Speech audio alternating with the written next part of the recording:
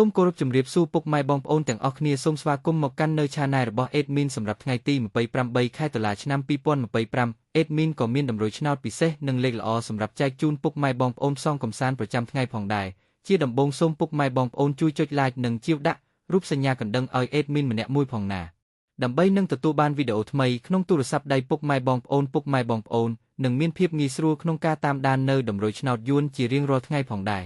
កុំឲ្យខាត់ពេលពុកម៉ែបងប្អូនយូរសូមពុកម៉ែបងប្អូនចូលមកកាន់នៅតម្រុយឆ្នោតយួនយើងវិញសម្រាប់ម៉ោង 4:30 នាទីនិងម៉ោង 6:30 នាទី Admin មានតម្រុយឆ្នោតយួនល្អសម្រាប់ចែកជូនពុកម៉ែបងប្អូនយកទៅផ្សងសំណាងនៅថ្ងៃនេះសម្រាប់លេខតូច2លេខគឺ Admin មានលេខ280322309សម្រាប់លេខពិសេស3លេខវិញ Admin មានលេខធំ3លេខគឺលេខ715 1/547/551គុណរីឯលេខអូសខ្ទង់វិញAdmin អូសខ្ទង់00និងខ្ទង់20ផងដែរ